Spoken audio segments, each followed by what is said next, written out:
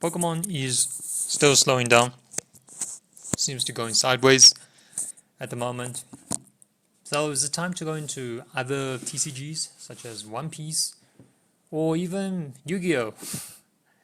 We'll take a look at it today, and then I'll mention what I think about the current situation.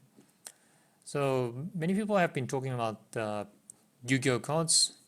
The first time that it's gonna have a full art, and this is the first look at the Overframe cards on this Reddit post.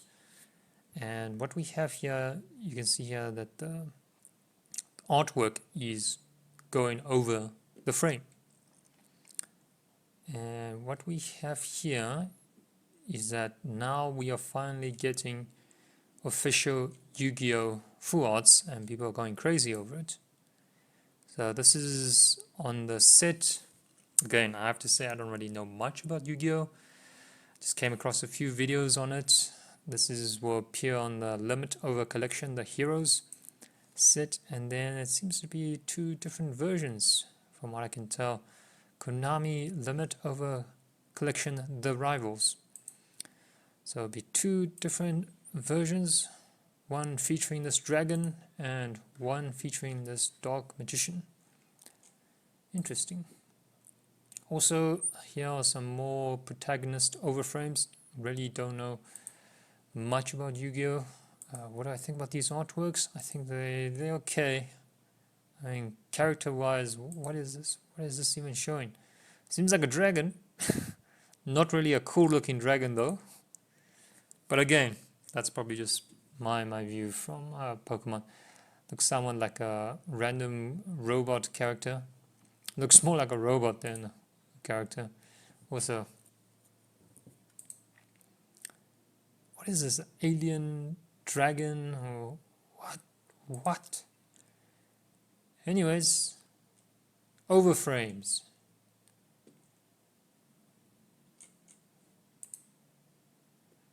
And these are the full review of new cards from the Limit Over Collection.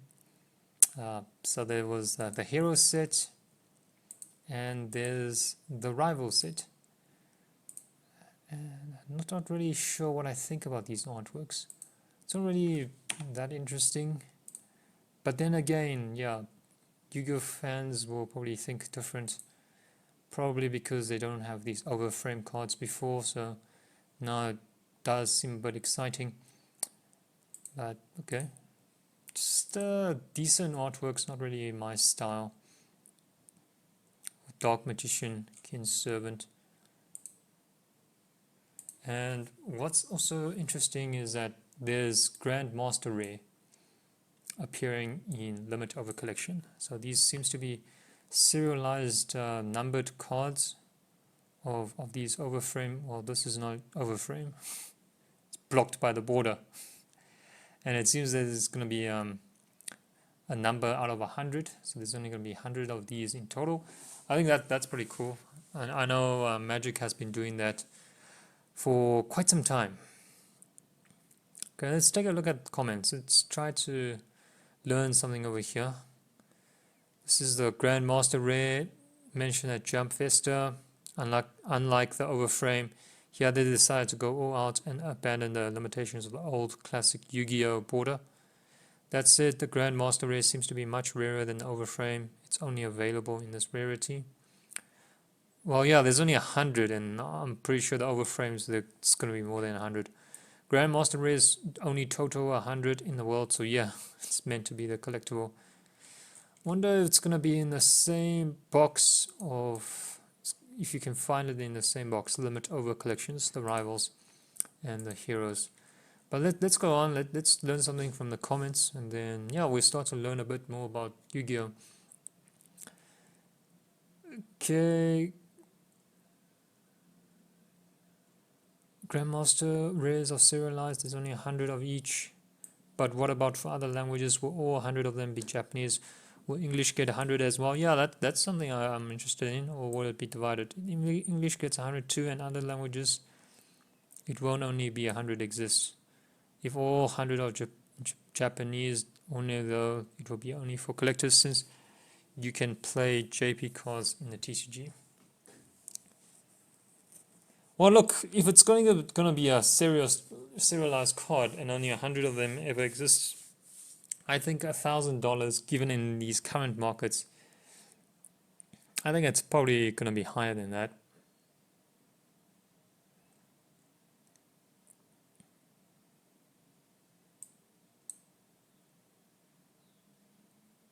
Okay, let's take a look at the difference between overframe, so the hand goes over the frame, and then master special ray,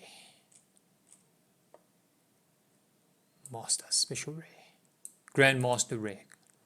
Grandmaster ray has a serialized, but the hand does not go over the frame. Okay, cool. More details, translation from YG organization. Also, it was previously stated that this new rarity would be a prismatic special rare.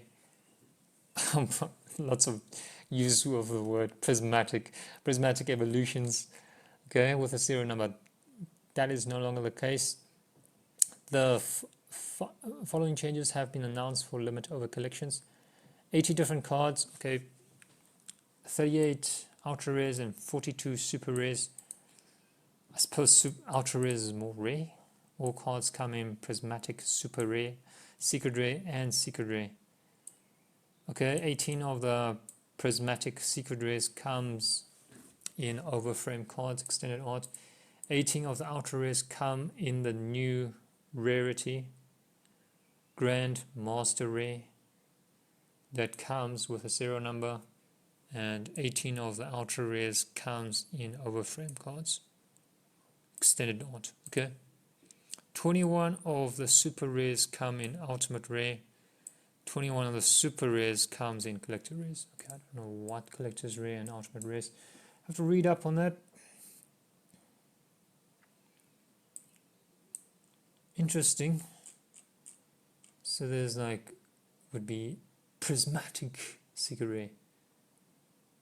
Okay, I'll check up YG organization and look up. But seems to be interesting. I'll pay a bit more attention and do a bit more research. So yeah, so once Pokemon is going through this slow phase, I guess people who are not seeing the gains in their investments are then starting to look elsewhere. They're starting off with probably One Piece and other TCGs, probably Locana, and then now Yu-Gi-Oh, because Yu-Gi-Oh finally had full arts, and now it's getting more attention. So what's my take on this, and what am I really doing? I mean, I'm gonna be open-minded. I don't think Pokemon will always be, the best best collection out there, best investment out there from a return perspective. I'm sure there will be opportunities where other TCGs would make more sense. And especially during downturns, it may make sense to look at other TCGs, but don't enter until you've done your research. For example, now I'm not just going to jump into One Piece and Yu-Gi-Oh just because there's something happening right now. Because what happens if you jump around too much, you might actually end off in a worse position.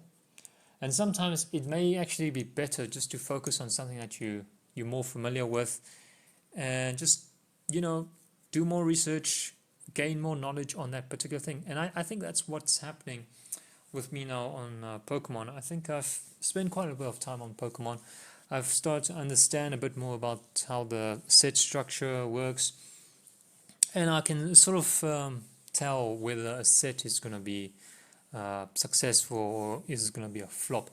So I believe that that's proven to be quite useful in terms of my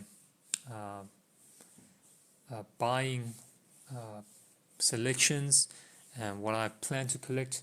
So now if I want to go into something like One Piece or Yu-Gi-Oh, that just means I have to spend a bit more time on other TCGs for researching purposes, and that will just dilute my time from understanding Pokemon more. So yeah, that's really the trade-off you gotta make if you're in this particular position. don't let these hypes from other TCGs impact you. If you have a robust strategy, you'll probably make similar returns, if not better, over the long term. Because Pokemon, even though it's slowing down, I know it moves in cycles. So even though it's low now, it just means, you know what, I'm probably not going to deploy as much.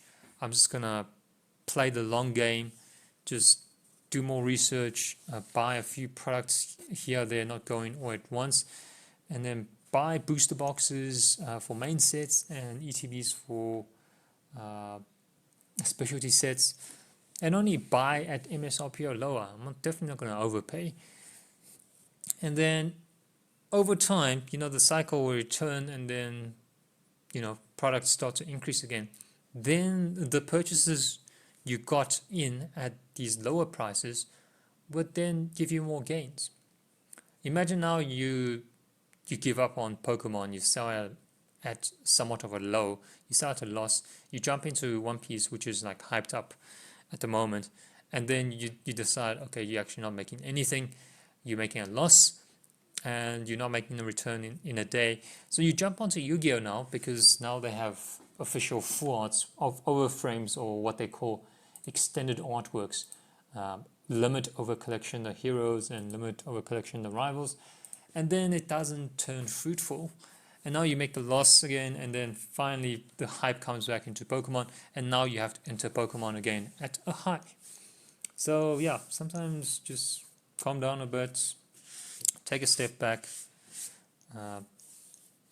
Investment doesn't have to be so tiresome, it really should not take too much of your time, and that's really what I think should be the ultimate goal of investing, is that it shouldn't take too much of your time.